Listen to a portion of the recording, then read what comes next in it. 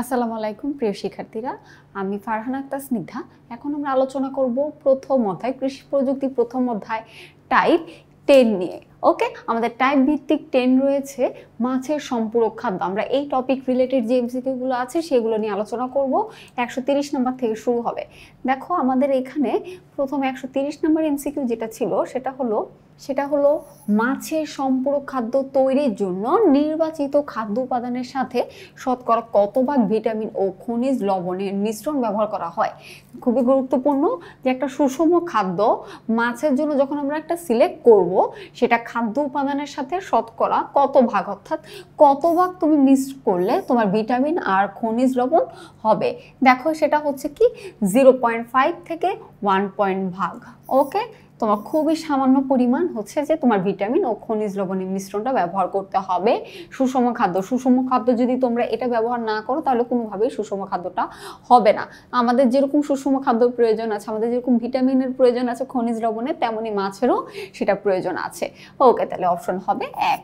তারপর আমরা চলে আসব পরবর্তী প্রশ্নে 131 নম্বর প্রশ্নে বলা হয়েছে রুই জাতীয় মাছের সম্পূরক খাদ্যে প্রোটিনের প্রয়োজন কত। অর্থাৎ রুই জাতীয় মাছ, রুই বলতে শুধু রুই না, রুইয়ের মতো আরো সমজাতীয় মাছের জন্য আমরা যখন সম্পূরক খাদ্যের প্রোটিনের প্রয়োজন কত। এখানে প্রোটিন আছে, আমিষ আছে ওদের, এই জন্য তার মধ্যে প্রোটিনের প্রয়োজনটাই রয়েছে শুধুমাত্র 20 থেকে 30%। ওকে, শতকরা 20 থেকে 30%। এর পরের প্রশ্নে যাব। এর পরের প্রশ্নে বলা হয়েছে 132 নম্বর প্রশ্ন বলেছে ফিশ মিল কি। ওকে, খুব গুরুত্বপূর্ণ প্রশ্ন, এটা বিগত বছরে অনেকবার এই কোশ্চেনটা আসে। ফিশ মিল হলো শুটকির গুঁড়া, ঠিক আছে, ফিশ মিল হলো শুটকির গুঁড়া। এরপরে আমরা দেখব 133 শুষ্ক অ্যালজিতে, একটু ভেজাই থাকে বা শুষ্ক অ্যালজি যেগুলো আছে সেগুলোতে শতকরা 50 থেকে 70 ভাগ কোন পুষ্টিকর খাদ্য থাকে। অ্যালজিতে আমিষ থাকে, প্রোটিন থাকে, চর্বি থাকে, ঠিক আছে, চর্বিও থাকে। ওকে, এখানে কোন উপাদানটা বেশি থাকে বলো তো? এটা হচ্ছে যে আমিষটা 50 থেকে 70 ভাগই থাকে আমিষ। ওকে, তার মানে উত্তর হবে আমিষ 1। তারপরে আমরা দেখব পরবর্তী প্রশ্ন রেনসিডিটি। আচ্ছা, এরপরে আমরা প্রশ্নে দেখব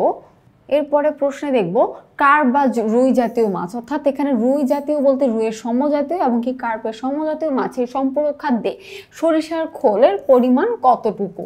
এখানে কিন্তু দেখো খুবই কনফিউজিং নাম্বারগুলো দিয়েছে, বাট এটা হবে 45 থেকে 53 ভাগ।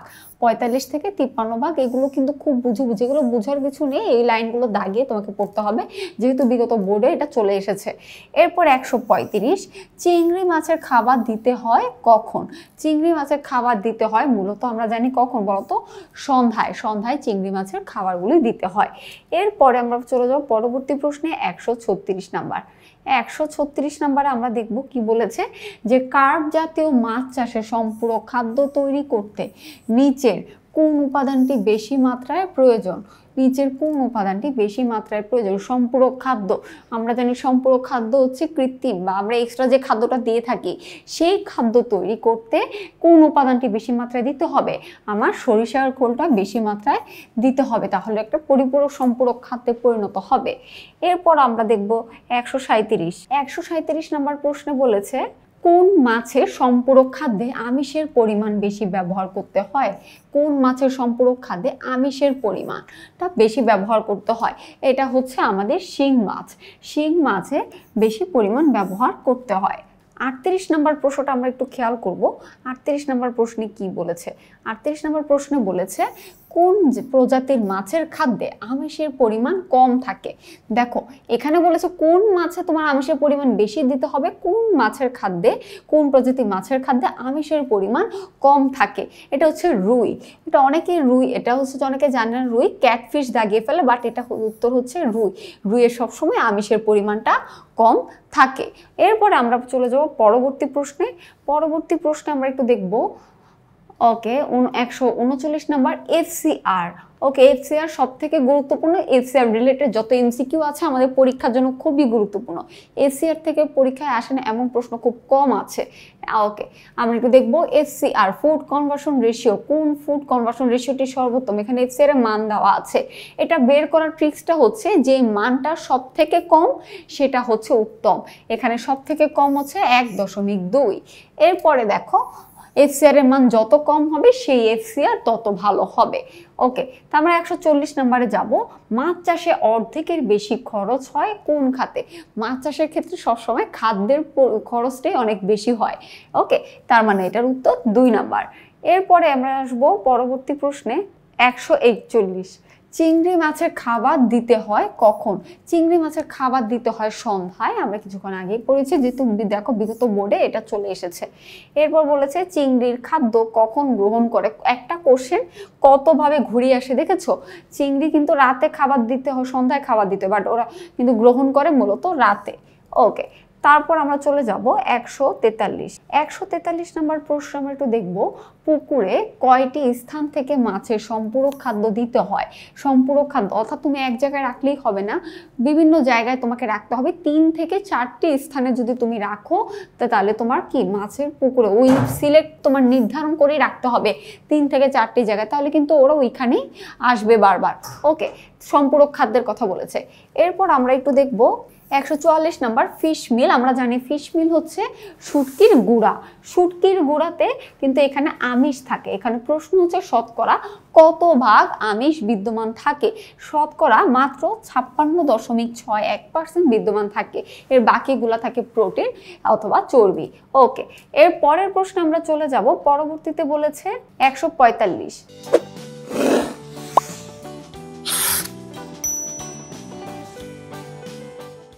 145 নম্বর প্রশ্ন বলেছে মাছের প্রধান প্রাকৃতিক খাবার কোনটি? একদম প্রধান, প্রাকৃতিকভাবে অনেক কিছু খাবার গ্রহণ করে কিন্তু প্রধান হচ্ছে ফাইটোপ্লাঙ্কটন। ঠিক আছে, প্রধান হচ্ছে ফাইটোপ্লাঙ্কটন। এরপরে আমরা দেখব 146 নম্বর প্রশ্ন। 146 নম্বর প্রশ্ন বলেছে এফসিআর এর মান সবসময় নিচের কোন মানের চেয়ে বেশি হয়? নিচে কোন মানে? এফসিআর মানে হচ্ছে ফুড কনভার্সন রেশিও, খাদ্য রূপান্তরের হার। খাদ্য রূপান্তরের হার সবসময় কিসের বেশি হবে বলো তো? 1-এর থেকে বেশি হবে, 1-এর থেকে বেশি হবে। ওকে তার মানে উত্তর হচ্ছে 1। এরপরে আমরা চলে যাব পরবর্তী প্রশ্নে 147। 147 নম্বর প্রশ্নে বলেছে দেখো আঙ্গুলে পোনার জন্য তার দেহের ওজনের শতকরা কত হারের সম্পূরক খাদ্য প্রয়োগ করতে হবে? আঙ্গুলে পোনা, আমরা কিন্তু বিভিন্ন পোনা জানি, আমরা জানি রেণু পোনা, ধানি পোনা, আঙ্গুলে পোনা। তো আঙ্গুলে পোনার জন্য শতকরা কত হারে সম্পূরক খাদ্য প্রয়োগ করতে হবে? শতকরা কত হারে সম্পূরক খাদ্য প্রয়োগ করতে হবে তার দেহের ওজনের সাথে রেখে কত পার্সেন্ট? এটা 5 থেকে 10%। এটা খুবই গুরুত্বপূর্ণ একটা প্রশ্ন। তারপর আমরা দেখব 148 নম্বর প্রশ্ন, মাছের রেণু পোনার জন্য দেহ ওজনের, দেখো সেম শুধু পোনাটা কি চেঞ্জ হয়ে গেল, দেহ ওজনের শতকরা কত ভাগ সম্পূরক খাদ্য প্রয়োগ করতে হবে সেটা কিন্তু একটু কি ওজনটা কিন্তু এখন বেড়ে গেল তাই না? আঙ্গুলে পোনা থেকে রেণু পোনা, তার মানে কি তোমার খাদ্যটা একটু বেশি দিতে হবে, এখানে 10 থেকে 20%। এরপরে আমরা চলে যাব পরবর্তী প্রশ্নে। পরবর্তী প্রশ্নে 149 নম্বর প্রশ্ন বলেছে রেনসিডিটি কি?